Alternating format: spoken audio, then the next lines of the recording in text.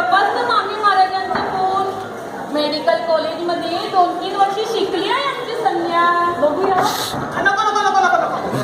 अहो, माझ्या पोटात फार वेगळं आहे. मोठ्या मोठ्या लेडी डॉक्टरला ते जमलं नाही. ते या कंपाऊंडरला काय समजेल. माझी परवाची एक अनुभव सांगते. मुंबईच्या नामांकित लेडी डॉक्टरनी मला तपासून काय सांगितलं माहित आहे तुम्हाला.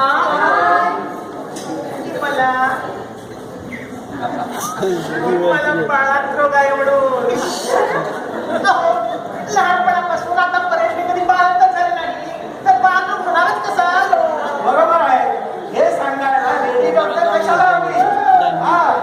पण लग्नाच्या वेळी तुम्हाला काही दिवस केले होते असे तुम्ही दुपारीच म्हणालात ना.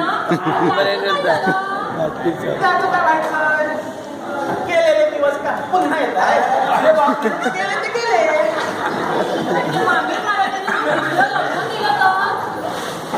अर्थातच लग्नाशिवाय मुलाचे जन्माला येतील. मामी महाराजांचं काय आता वय आहे लग्न करण्याचं. लग्न करायला मी काय अजून म्हातारी झालेली तिथे. आबासाहेबांना पुत्र होण्याची खूप इच्छा होती. कोण आबासाहेब.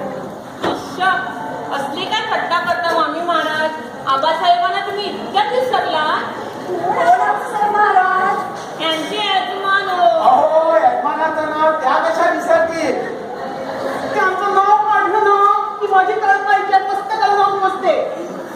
अहो, लग्न झाल्यानंतर 6 महिन्यातच त्यांनी मला इतका छळ केला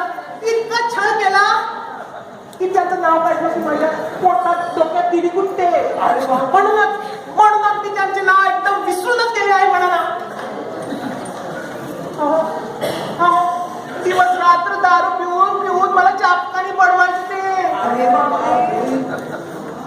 मामी महाराज असं काय सांगता तुम्ही.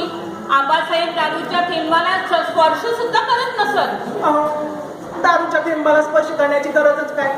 अख्खी बाटली कशात होतायची ते. दारूच्या नंतर त्यांचा दुसरा छंद होता नाचण्याचा आणि गाण्याचा.